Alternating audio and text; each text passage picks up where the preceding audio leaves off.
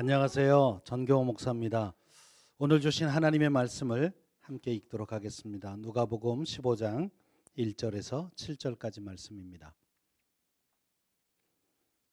누가복음 15장 1절에서 7절 말씀을 다 찾으셔서 제가 봉독하도록 하겠습니다.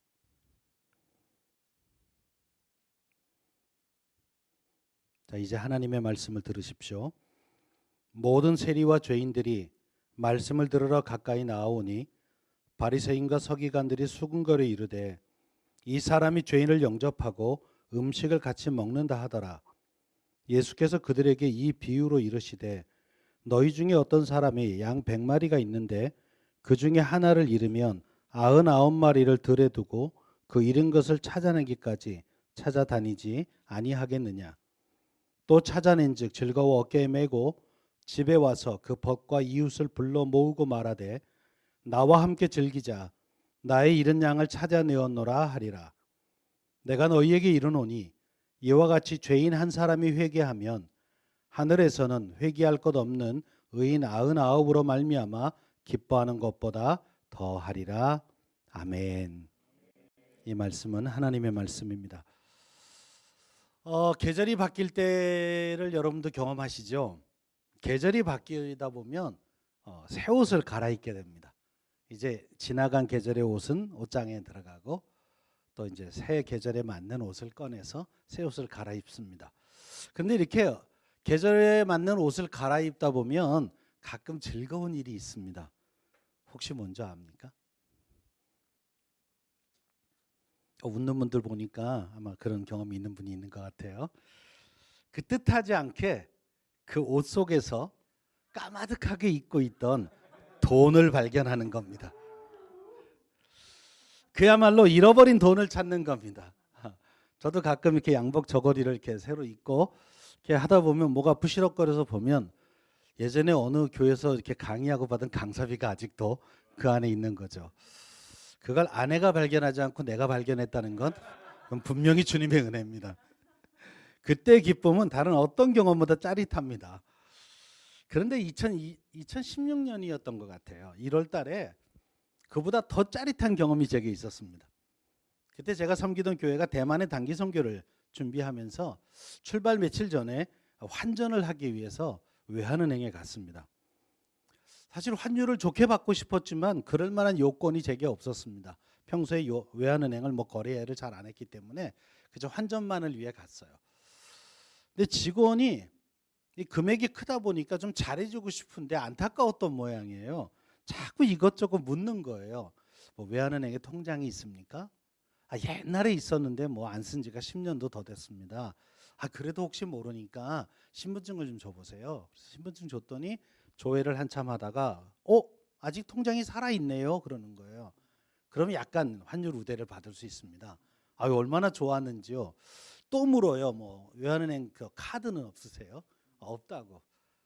그래갖고 그냥 뭐 더 이상 할 게 없으니까 그대로 환전을 해주십시오. 그랬더니 이 직원이 통장을 이제 검색을 할 거 아닙니까? 그래갖고 이제 있는 걸 확인했고 안에 딱 들어가 보더니 통장에 잔고도 있으신데요? 그래서 제가 그래요? 그리고 머릿속에 무슨 생각을 했냐면 그래 오래전에 그만둘 때 뭐 약간 돈이 남았었나 보다. 거기 이자가 얼마 붙어서 푼돈 정도 있겠지. 그래갖고 뭐 이자가 붙어서 얼마 조금밖에 없을 거예요. 그랬더니 직원이 이렇게 말하더라고요. 아니요, 반이 있는데요. 갑자기 설레이는 가슴을 어쩌란 말입니까?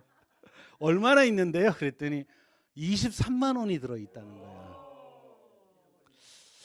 그게 아침 한 10시 경이었는데 하루 종일 기분이 좋은 거예요. 그래서 제가 실실 웃고 다니니까 우리 이제 캠퍼스에 있는 우리 학생들이 목사님 오늘 뭐 좋은 일 있으세요? 그냥 그런 일이 있어. 집에서 전화해서 아내한테 여보 오늘 뭐 맛있는 거 먹을까? 근데 역시 여자들은 되게 촉이 좋아요. 제 아내가 달랑 이렇게 말하더라고요. 꽁돈 생겼어? 아니야. 그런 건 아니고 그냥 좋은 일이 있어. 그리고 넘어갔던 기억이 나. 아직도 그 생각하면 기분이 좋아요. 근데 여러분, 그거 원래 내 돈이었잖아요. 아니, 어디서 주운 돈이 아니고 원래 내 돈이었는데 내가 잊어먹고 있다가 찾은 돈이죠. 근데도 그렇게 기분이 좋더라고요. 사실 우리 모든 삶이 풍요롭게 되면서 잃어버리는 게 있습니다. 작은 것 또는 적은 것 또는 한 개인에 대한 소중함을 잃어버리고 사는 겁니다. 작은 것 적은 것을 하찮게 여기는 경향이 우리에게 있습니다. 여러분, 사실 길거리 가다가 10원짜리 있으면 좋습니까? 예. 그래, 가오가 있지 어떻게 그 10원짜리를 주술라고 허리를 숙이겠어요. 100원짜리는요. 요 조금 갈등되죠. 예, 조금 갈등돼. 자, 500원짜리는 요건 좋아야죠. 예, 10,000원짜리는요. 반드시 좋아야죠. 근데 왜 10원짜리 안 줬죠? 그것도 돈인데요. 그것도 옛날 거 주스면 그거 5만 원도 팔아요. 근데 여러분, 우리가 이래요. 너무나 많은 사람들이 살아가는 이 사회 속에 있다 보니까 한 개인의 가치도 그렇게 취급당할 수가 있습니다. 거리에 나가면 눈에 보이는 게 사람이고 발에 밟히는 게 사람이에요. 그래서 힘없는 한 개인의 인권이 이 사회에서 무시되기도 합니다. 이런 사회적 분위기에 편승해서 교회마저도 그런 잘못을 저지를 수가 있습니다. 너무나 많은 사람들이 교회를 구성하다 보니까 한 개인의 가치가 상대적으로 낮아지는 겁니다. 그래서 보통 몇 명 더 왔어? 이렇게 물어요. 지난주보다 몇 명 늘었네? 지난주보다 몇 명 줄었네? 제가 담임 목사님들 모아놓고 세미나 하는 경우가 몇 번 있는데 담임 목사님께 부탁하는 게 하나 있어요.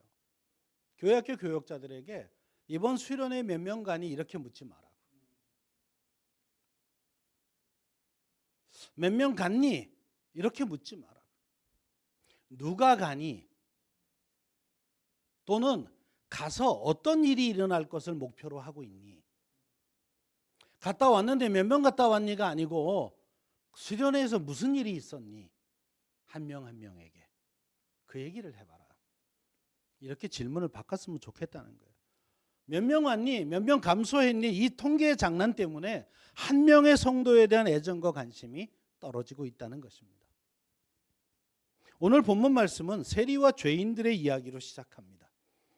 네, 그 당시 유대 문화 속에서 세리와 죄인, 좀 격한 말로 표현하면 재수 없는 인간들입니다. 우리가 모이는 모임엔 좀 안 왔으면 좋겠는 사람들이에요. 근데 그 세리와 죄인이 예수님의 말씀을 듣기 위해서 자기가 찾아왔습니다. 당연히 환영받아야 될 사람들이죠. 그런데 바리새인과 서기관이 수군거립니다. 근데 당시 여러분, 바리새인과 서기관이 누굽니까? 종교 지도자입니다. 누구보다도 하나님의 말씀, 하나님이 누군지를 잘 아는 사람들이에요. 그런데 수군거렸다는 말은 좋은 소리 안 했다는 뜻입니다. 율법의 기준으로 보면, 아니 율법에다가 그들이 갖다 막 덕지덕지 갖다 붙은 그 자기들의 해석에 의하면 세리와 죄인은 부정한 사람들이었죠. 적어도 그들과 밥상에서 밥을 먹을 수가 없는 사람입니다. 그리고 더구나 함께 예배드릴 수 없는 사람들이라고 그들은 생각했습니다. 그런 더러운 인간들이 자기들이 있는 자리에 온 거 아주 불쾌했어요. 더구나 랍비라고도 하고 메시아라고도 하는 예수가 그런 인간과 같이 밥을 먹는다고 하는 것은 용서할 수가 없었습니다. 그래서 수군거립니다. 이 모습을 본 예수가 얼마나 마음이 아프고 답답했겠어요. 그런 답답함과 비통한 심정을 가지고 주님은 오늘 한 비유를 시작하십니다. 비유는 너무나 여러분도 잘 아는, 아마 교회에 어느 정도 다녔으면 설교를 한 번쯤은 다 들어봤을 만한 그 비유입니다. 목자에게 양 100마리가 있었습니다. 그 중에 한 마리 양을 잃어버렸습니다. 원래 양이라는 게 시력이 워낙 나빠서 10m 앞에 있는 우리를 못 찾아가는 게 양이라고도 합니다. 그런 이유로 길을 잘 잃어버리는 경향이 있어서 목자가 없이는 풀을 먹으러 갈 수도 없고 또 우리 안으로 찾아 들어갈 수도 없는 그런 아주 연약한 짐승입니다. 때문에 목자는 세심하게 양을 돌봐야 합니다. 그래서 이제 목자들은 보통 이렇게 소리를 내가면서 양들을 인도한다 그래요. 시력이 나쁘니까 소리를 내서 목자를 따라오게끔 만든대요. 뭐 이렇게 지팡이를 들고 친다든지 아니면 노래를 부른다든지 악기를 연주한다든지 그러면 아 이거 우리 목자구나 이러고 이제 따라온대요. 그리고 한 마리 한 마리 양을 일일이 챙겨서 우리에 넣을 때는 다 들어왔나를 확인하는 게 목자입니다. 구약 성경에 보면 만일 목자가 한 마리 양을 잃어버리면 그 양이 맹수에게 잡혀 먹었다는 사실을 입증하지 않는 한 목자가 그 양에 대해서 배상을 해야 했습니다. 그렇기 때문에 한 마리 양이 없어져도 목자는 최선을 다해 찾을 수밖에 없어요. 왜? 못 찾으면 내가 물어내야 되는 거예요. 그리고 만약 찾으면 얼마나 기뻤겠어요. 이렇게 물어내야 되는데 찾았으니까 기뻐할 수밖에요. 그리고 부주의한 목자라고 하는 불명예도 쓰지 않아도 됩니다. 본문에 기록된 누가복음 15장 어떻게 보면 성경 전체의 핵심이 뭐냐 그걸 성경 기절로 얘기하라 그러면 보통은 요한복음 3장 16절 얘기합니다. 그리고 이걸 에피소드로 하나님이 정말 성경을 통해 하고 싶은 이야기를 에피소드로 찾아라 그러면 누가복음 15장입니다. 그 중에도 여러분이 잘 아는 탕자의 비유, 여러분의 아들에 대한 비유죠. 이 누가복음 15장에는 세 가지 이야기가 기록됩니다. 이 세 가지 이야기에 공통점이 있죠. 모두가 잃어버린 것에 대한 이야기라는 겁니다. 우리가 읽은 말씀은 잃어버린 양에 대한 이야기고요. 그 뒤에 잃어버린 동전에 관한 이야기, 그리고 마지막에 집을 나간 둘째 아들, 소위 탕자의 비유라는 이야기가 나옵니다. 잃어버렸다는 게 무슨 뜻입니까? 사실 잃어버렸다를 어떻게 정의하느냐에 따라서 우리의 태도가 달라져요. 이런 정의가 있더라고요. 잃어버렸다는 것은 제자리를 벗어난 것이다. 양은 양 우리에 있어야 하죠. 동전은 주머니나 뭐 지갑 같은 데 있어야 되죠. 그리고 아들은 아버지의 집에 있어야 합니다. 이게 있어야 될 자리예요. 그런데 양이 양떼와 목자의 품을 떠난 겁니다. 동전은 지갑을 떠났어요. 아들은 아버지의 집을 떠났습니다. 그들이 있어야 될 자리에 있지 않고 떠나버렸을 때 우리는 그것을 잃어버렸다라고 정의할 수 있습니다. 또 하나의 정의는 사용되지 않는다는 것입니다. 잃어버린 양은 목자에게 전혀 쓸모가 없죠. 그리고 잃어버린 동전 주인에게 쓸모가 없습니다. 쓸 수가 없죠. 그리고 집 나간 아들 아버지에게 아무런 쓸모가 없죠. 더구나 아버지 재산까지 챙기고 나간 아들 쓸모가 없죠. 바리새인과 서기관은 세리와 죄인을 그렇게 정의했어요. 저건 잃어버린 것들 또는 쓸모없는 것들. 그들은 하나님으로부터 잃어버린 존재고 쓸모없는 존재고 사용되지 않는 존재라고 정의해버립니다. 그래서 그들을 무시하죠. 정죄하죠. 그리고 부정합니다. 저들은 부정한 사람들이다. 그래서 그들과 함께 밥을 먹을 수 없었어요. 왜? 같이 밥 먹으면 같이 부정 타는 거니까. 그들과 함께 교제할 수 없었고 그들과 함께 성전에 들어올 수가 없었습니다. 그래서 그들과 함께 밥을 먹고 그들과 교제하는 사람들까지도 함께 타락하는 것이고 부정한 사람들이라고 믿었기 때문에 철저하게 배척합니다. 그것을 장로의 유전으로 만들어서 사람들에게 가르치고 강요했습니다. 그러나 우리 주님의 생각은 달랐습니다. 그들은 잠시 잃어버렸을 뿐이지 필요 없거나 사랑할 수 없는 대상이라고 여기지 않았습니다. 오히려 잃어버린 양이나 동전, 집 나간 아들은 원래 소유주인, 목자나 주인이나 아버지의 소유입니다. 잃어버렸더라도 내 소유예요. 집을 나가도 내 아들입니다. 잃어버린 양 그것도 찾으면 내 거지요. 이 생각의 차이. 이제라도 찾으면 그건 너무나 큰 기쁨을 주는 겁니다. 그러니 잃어버린 백성인 세리나 죄인도 하늘 아버지는 너무나 소중한 창조물이고 하나님의 백성입니다. 자신의 독생자 예수 그리스도를 이 땅에 보내셔서 십자가 지면서까지 구원하고 싶은 하나님의 자녀입니다. 사랑하는 여러분, 혹시 이 집회에 참여한 분들 중에 오랫동안 교회 나가지 못하거나 신앙의 공동체를 떠나고 또 신앙생활을 소위 방학하신 분들도 있을 거예요. 오랜만에 이 집회에 오신 분이 있을 겁니다. 잘 오셨습니다. 어떤 면에서 우리 코스타 집회는 그 사람들을 위한 집회입니다. 그리고 그냥 자유롭게 누리십시오. 왜? 낯선 곳에 온 게 아니라 원래 아버지 집에 온 겁니다. 잠시 떠나 있었던 것이지 관계가 깨진 건 아니에요. 하나님은 한 번도 당신들을 버린 적이 없습니다. 기다리고 계셨습니다. 특히 우리 청년들 중에 신앙적인 방황 때문에 좀 이렇게 멀리했던 분들이 있을 거예요. 그래, 청년 때 한 번쯤은 해봐야죠. 그래야 진짜 은혜가 뭔지 사랑이 뭔지도 알죠. 그러니 그런 분들이 하나님 앞에선 잃어버렸다 찾은 한 마리 양입니다. 하나님이 얼마나 기뻐하시겠어요. 그분들 스스로가 생각하십시오. 아버지 집에 왔다. 그리고 마음껏 누리십시오. 하나님의 여러분을 보시고 하늘에서 기뻐하십니다. 그리고 함께 그런 친구들과 함께 예배하는 친구들 같이 즐거워하십시오. 그 친구 하나가 온 것은 하늘에서 온 세상 만물을 얻은 것보다 더 큰 기쁨이 있는 겁니다. 그게 믿음의 공동체입니다. 사실 예수님은 사람을 보는 눈이 달랐어요. 마태복음 9장에 보십시오. 세리 마태가 세관에 앉아 있었습니다. 사람들은 세리 마태라고 봤죠. 근데 예수님은 마태라는 사람을 봤습니다.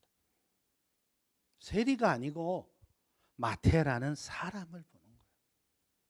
왜 우리는 그렇게 옆에 덕지덕지 붙은 걸 자꾸 보고 선입견을 가지고 사람을 볼까요?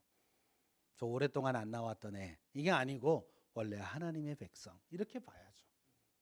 그래서 속색이는 놈, 저놈만 없었으면 좋겠다 아니고 원래 우리 아버지 아들이죠. 이 관점이 하나님의 관점에서 보느냐 인간의 관점에서 보느냐의 차이입니다. 여러분, 목자나 주인 아버지가 왜 필요할까요? 양들이 어리석고 부족한 존재이기 때문에 목자가 필요한 거 아닙니까? 동전 스스로가 지갑을 찾아갈 수 없기에 주인이 필요한 거죠. 아직 미성숙한 아들, 집을 떠난 아들, 모든 걸 잃어버린 아들은 아직은 온전치 않기에 스스로 회복할 수 없기에 아버지가 필요한 것입니다.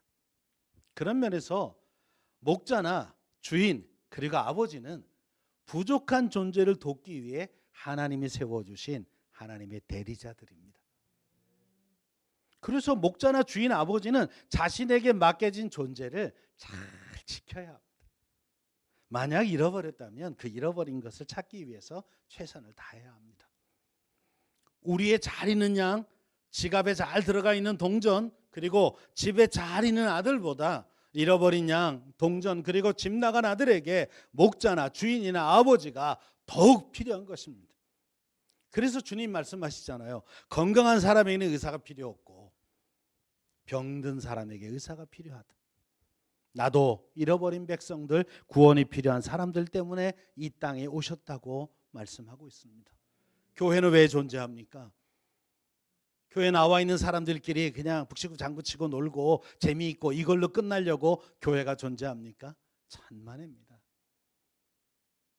교회가 잃어버린 하나님의 양들을 찾아서 하나님의 백성들을 찾아가는 그 일을 위해서 하나님이 세워놓은 기관이라는 사실을 잊지 마십시오. 청년 공동체도 마찬가지. 그 청년들, 방황하는 청년들, 잃어버린 청년들을 잘 돌아오게 하려고 하나님이 세워놓은 기관이 청년부입니다. 그러니 여러분들이 그 마음을 가지고 영혼들을 볼 줄 알아야 돼요. 그렇다면 여러분, 오늘날 교회와 성도들에게서 가장 큰 사명이 무엇이겠습니까? 예수님 당시의 세리와 죄인들처럼 주님의 말씀에 순종하지 못하고 잘못된 길에 빠져 타락하고 사람들에게조차 버림받은 그 사람들을, 그들에게 관심이 있어야 합니다. 뭐 지들이 잘못해서 그렇지 세상은 그렇게 말할 수 있습니다. 그러나 그럴 수밖에 없는 그 영혼들을 우리라도 나서서 다시 하나님 품으로 오게 해야지. 이게 정말 하나님이 내 안에 있는 예수를 주님이라고 고백하는 사람들의 마음 자세야 된다는 말입니다. 그들을 따뜻한 가슴으로 받아들이고 그들에게 구원의 다리를 놓아주고 그들의 구원의 방주가 되어줘야 합니다. 청년 목회하다 보면 속색이는 애들이 있어요. 예배 때 다 끝나가면 나오고 뭐 전화하면 그냥 쌩까하고 뭐 이렇게 그런 애들 많고, 아침에 막 모닝콜까지 해서 깨워놓으면 또 안 오고 뭐 또 잔 거죠 뭐. 그러다가 이제 설교 끝날 때쯤 되는 애 이렇게 오는 애가 있어요. 대부분 이렇습니다. 아주 뻔뻔한 애 빼놓고는 그래도 들어올 때 미안해가지고 문 삐끔이 열고 이렇게 눈 안 마주치려고 목사하고 약간 찌그려가지고 이렇게 한쪽으로 가요. 그리고 앉아가지고도 계속 이렇게 얼굴을 못 들고 이렇게 괜히 목사랑 눈 마주치면 무안하니까 저는 계속 거기만 쳐다봅니다. 솔직한 심정은 설교를 처음부터 다시 하고 싶어요. 이제 뭐 교회라는 게 시간 배정도 있고 해서 그럴 순 없지만 쳐다봐요. 그래서 눈 마주치면 되게 무안해요. 째려보지 않습니다. 사실은 때로는 눈물도 나요. 그 친구가 왔잖아요. 예배 끝나고 그 친구한테 달려갑니다. 그럼 막 목사님 죄송해요. 막 다음 주부터는 안 늦을게요. 막 그러니 책임지지 못할 말을 막 하죠. 걔는 틀림없이 다음 주에 또 늦습니다. 아주 성령을 세게 받기 전에는 또 늦어요. 제가 이렇게 말하죠. 아니 괜찮아. 왔잖니. 난 네가 온 것으로 충분히 감동이다. 끝나고 당당하게 밥 먹어라. 왔으면 먹는 거다. 교회는 지각이 없다. 온 것과 안 온 것만 있다. 늦게라도 오면 출석이다. 아유 목사님 그래도 제가 맨날 이래서 뭐 괜찮아. 넌 성경 안 보냐? 아침 9시에 와도 한 데나리온, 오후 5시에 와도 한 데나리온. 주님은 가능한 한 주고 싶은 분이다. 다음에도 혹시 늦더라도 에이 다음에 가지 이렇게 생각하지 말고 그때라도 와라. 왜? 하나님이 기다리신다. 그리고 나도 기다린다. 난 오늘 네가 와서 너무 마음이 좋다. 야단치면 다음에 안 늦을까요? 아니요. 존재 자체를 사랑하면 그 아이는 그 사랑 때문에 일찍 옵니다. 그리고 와서 꼭 신고합니다. 목사님 저 오늘 일찍 왔습니다. 고맙다. 자식도 뭐 어쩌다 한 번 일찍 왔나 보지 뭐 이렇게 얘기하면 그건 세상이고요. 고맙다. 일찍 와줘서. 전 제가 오랫동안 교육 목사를 하면서 교육부서에 우리 전도사님들하고 갈등했던 게 이런 거예요. 몇 주만 안 나오면 재적 처리를 하는 거예요. 물어보죠. 이거 왜 재적 처리했어? 목사님 걔가 연락처도 없고요. 아는 애도 아무도 없고요. 뭐 벌써 새해 됐는데 이게 와서 그냥 계속 출석부만 복잡해져서 없었다고. 이렇게 말하죠. 야, 연락처도 없고 아는 애도 없고 그러면 걔 엄마 아빠는 신앙인일까?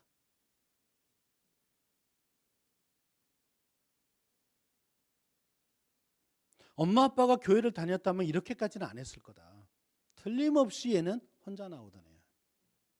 그런데 우리가 걔를 지워버리면 이 지구상에 그 아이를 위해 기도할 사람이 한 명도 없다는 뜻이다. 우리는 출석을 관리하는 데가 아니라 영혼을 구원하는 곳이다. 적어도 우리가 이름을 알고 있다면 그 이름 부르며 기도는 할 수 있지 않냐고. 왜 지우냐고. 우리에겐 지울 권리가 없다. 두 가지 경우면 지워라. 딴 교회 갔다는 정확한 기록이 있든지 아니면 멀리 이사를 가서 물리적으로 올 수 없다든지 그럴 때만 지우자. 전 지금도 그 마음의 변화가 없습니다. 교회는 그런 곳이어야 된다고 생각합니다. 따뜻한 가슴으로 다시 받아들이고 그들에게 구원의 다리를 놓아주고 그들에게 구원의 방주가 되어주는 겁니다. 잃었다가 다시 찾은 양 한 마리가 너무나 소중하게 여겨지고 잃어버렸던 동정과 집으로 돌아온 아들이 너무 감사해서 잔치를 베푸는 그 주인과 아비의 심정으로 이 땅에 잃어버린 하나님의 백성들을 구원하는 일에 그들을 온전한 하나님의 자녀가 되도록 돕는 일에 최선을 다해야 합니다. 얼마나 숫자가 많냐 이거 중요하지 않습니다. 한국교회는 숫자 노름하다가 망했어요. 몇 명 모이니 재정 얼마니 건물 얼마나 크니 이건 아무것도 중요하지 않습니다. 그 안에서 한 영혼을 어떻게 바라보고 있니? 잃어버린 한 영혼을 어떻게 케어하고 있니? 하나님의 관심은 여기에 있습니다. 사랑하는 여러분, 누가복음 15장에 나오는 세 가지 이야기에 이 비유에는 감추어진 비밀이 하나 있습니다. 그냥 읽으면 이걸 잘 캐치를 못해요. 잘 들으세요. 첫 번째 이야기인 잃어버린 양의 비유에서는 잃어버린 양을 찾아 나서는 목자가 나오죠. 두 번째 이야기인 잃어버린 동전의 비유에는 잃어버린 동전을 찾는 주인이 나옵니다. 그런데 세 번째 이야기인 잃어버린 아들의 비유, 흔히 탕자의 비유에서는 잃어버린 둘째 아들을 찾아 나서는 사람이 없습니다. 이야기의 구성으로 봐서는 분명히 세 번째 이야기에서도 잃어버린 아들을 찾아 나서는 사람이 나와야 맞습니다. 그런데 왜 없을까요? 잃어버린 둘째 아들을 찾아 나서야 하는 사람은 과연 누구일만 합니까? 누가 나가서 잃어버린 둘째 아들을 찾아야 합당합니까? 당연히 첫째 아들입니다. 잃어버린 둘째 아들로 인하여 근심하고 눈물로 기다리고 있는 그 아버지를 위해서 첫째 아들이 찾아 나서야 이 이야기가 맞습니다. 정말 아버지를 사랑한다면, 그 아버지의 사랑을 받는 아들이라면, 그리고 그 아버지의 마음을 이해하고 있다면 당연히 첫째 아들이 나섰어야 합니다. 아버지, 염려하지 마십시오. 제가 가서 꼭 둘째 아들을 찾아오겠습니다. 그런데 그 아들은 하지 않았습니다. 그리고 돌아온 아들을 미워하고 그 아들을 시기합니다. 마치 세리와 죄인이 왔을 때 쑥은거리는 것처럼. 누가복음 15장에서 주님이 우리에게 하고 싶은 이야기는 이 이야기입니다. 왜 안 나가냐고. 왜 아버지의 마음을 모르냐고. 너희가 집안에 앉아서 그렇게 편안하게 신앙생활할 때 지금 아버지 눈에 눈물에 피눈물이 나고 있는 걸 왜 못 보냐고. 이 교회 바깥에 얼마나 많은 하나님의 둘째 아들이 있는 줄 아냐. 오늘 우리들이 바로 그 첫째 아들과 같지 않습니까? 맨날 우리만 은혜 받을, 맨날 목사님들은 우리만 잘 섬겨달래. 언제까지? 어쩌다가 돌아온 사람이 열심을 내면 오히려 핍박하고, 잃어버린 하나님의 백성을 구원하기 위해서 주님이 하늘 보좌를 버리고 이 땅에 오셨다는 사실을 잊지 마십시오. 독생자 예수 그리스도를 십자가에 못 박아 죽이면서까지 구원의 길을 만들었다는 사실이, 그게 우리만이 아니라 교회 바깥에 있는 전 모든 사람들도 해당되는 이야기라는 사실. 그리고 보혜사 성령을 우리에게 보내주셔서 우리를 주님의 나라로 이끌고 가고 계십니다. 그 사랑과 은혜로 우리가 구원받은 것이고 지금도 신앙생활을 누리고 있는 겁니다. 그게 우리만의 축복입니까? 천만에입니다. 저 바깥에 아직 구원을 기다리고 있는 그 모든 사람을 위한 하나님의 헌신이었습니다. 그렇다면 당연히 우리가 해야 할 일은 뭡니까? 정말 하나님을 사랑하십니까? 예수가 날 구원하심을 믿으십니까? 그렇다면 우리를 구원하신 그 하나님 아버지의 마음을 알아서 그 하나님이 원하시는 일에 우리도 좀 헌신해야 하지 않을까요? 그것이 바로 영혼 구원입니다. 잃어버린 하나님의 백성들을 다시 하나님의 품으로 돌아오게 하는 거예요. 우리 교회 숫자 늘리기가 아닙니다. 결과적으로 우리 교회에 그가 나오면 숫자는 늘어납니다. 그러나 처음의 목적은 그게 아니에요. 우리의 마음을 움직이는 모티베이션은 그게 아니에요. 교회는 무슨 주식회사가 아닙니다. 우린 영업사원이 아니에요. 숫자 늘리기가 아니고 하나님 아버지가 그 잃어버린 백성들 때문에 얼마나 아파하고 계시나를 깨닫고 그 마음을 가지고 그를 위해 중보해주고 찾아가서 이야기하고 그리고 그의 손을 붙잡고 아버지 앞에 오게 하는 것. 이것이 첫째 아들 된, 먼저 구원받은, 먼저 하나님의 은혜 속을 경험하고 있는 우리들이 해야 될 가장 중요한 일입니다. 나 하나의 구원에 만족하지 마십시오. 나만 주님의 은혜 가운데 살아가는 게 아닙니다. 아직도 돌아오지 않은 하나님의 백성들을 구원하는 일에 우리 모두가 함께 마음을 다하고 힘을 다하고 뜻을 다해야 합니다. 하나님은 우리들 모두가 이 사명을 잘 감당하기를 원하고 계십니다. 주님이 우리를 사랑하셨듯이 우리가 서로 사랑하기를 원하십니다. 그 사람의 지난날의 삶이 어떠했든지 주님이 창조한 사람이요 주님이 피를 흘려 구원하신 하나님의 백성이라는 것을 인정하기를 원하십니다. 그리고 서로 용납하고 용서하고 돌보고 양육하기를 원하십니다. 건물이나 조직을 키우기 위해 사람을 희생시키지 말아야 합니다. 오히려 한 영혼의 구원과 성장이 가장 중요한 목표가 되고 그것을 위해 재정이 사용되어져야 합니다. 그 본질을 잘 감당하기 위해 조직도 건물도 필요한 것입니다. 그래야 교회죠. 그리하여 구원받은 숫자가 날마다 더해가고 주님이 주신 구원의 은총이 너무나 감사해서 주님께 헌신하는 그리스도인들의 제자가 세워지는 이 일이 교회가 추구해야 될 가장 중요한 가치입니다. 사랑하는 우리 코스탄 여러분, 왜 여러분을 하나님 먼저 은혜 자리에 부르셨겠습니까? 이번 집회를 통해 다시 회복하시고 또 영적으로 충전도 하시고 잃어버린 첫사랑을 회복하십시오. 그리고 왜 나를 구원하실까? 왜 나를 사랑하실까? 하나님이 나를 불러서 함께 하고 싶은 그것은 뭘까?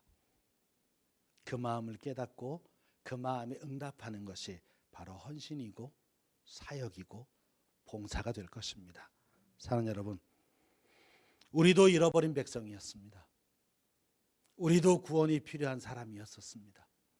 그런데 하나님의 은혜로 이렇게 은혜의 자리에 와서 우리는 예배하는 기쁨을 누리고 있습니다. 이 구원의 감격을 모르는 또 다른 사람을 향하여 여러분들이 아버지의 마음 붙잡고 떠나가는 그런 하나님 앞에 신실한 첫째 아들이 되기를 주의 이름으로 간절히 축원합니다. 기도하겠습니다. 하나님 아버지, 나는 하나님을 몰랐습니다. 우리 집안엔 하나님을 믿는 사람이 한 사람도 없었습니다. 그런데 하나님, 날 구원하기 위해서 나를 기독교 학교로 배정하시고 거기서 첫 열매를 하나님께 드리게 하셨습니다. 매일 졸았습니다. 성경을 배우는 게 싫었습니다. 예배 시간을 도망가고 싶었습니다. 그래서 1년 만에 도망갔던 죄인이 바로 저입니다. 그런데 하나님, 친구를 통해 나를 또 부르셨습니다. 그리고 두 번째 나간 그 교회에서 신앙 공동체가 얼마나 좋은지를 경험하게 하셨고, 그리고 그 공동체를 통해 하나님을 알게 하셨습니다. 아무것도 몰랐던 나, 죄인이었던 나를 구원하여서 하나님의 종을 삼으신 것처럼 하나님, 이 땅에도 아직 수많은 잃어버린 하나님의 백성들이 있습니다. 교회가, 그리고 여기 있는 모든 우리 코스탄들이 자신들의 삶의 자리에서 그 잃어버린 한 사람의 영혼을 찾으시는 그 아버지의 마음으로 보게 하시고 또 우리가 받은 사랑을 나누게 하셔서 하나님, 한 영혼 한 영혼들이 주님께 돌아오는 기쁨과 감격을 하나님과 함께 누릴 수 있도록 도와주시옵소서. 나 하나의 구원에 만족하고 그것이 전부인 것처럼 착각하는 신자가 아니라 구원받은 나를 통해 또 한 생명이 구원받는 그 하늘의 잔치가 열리는 그 놀라운 감격을 여기 있는 모든 코스탄들이 함께 누리기를 원합니다. 하나님, 이 코스타 집회를 통해 우리가 다시 한번 이 아버지의 마음을 깨닫고 회복되어서 집회가 끝나고 우리가 흩어졌을 때 우리의 모든 삶의 자리에 잃어버린 영혼들이 주께 돌아와 하나님 앞에 함께 예배하는 감격의 역사가 계속해서 이어질 수 있도록 하나님, 우리 모두를 사용하여 주시옵소서.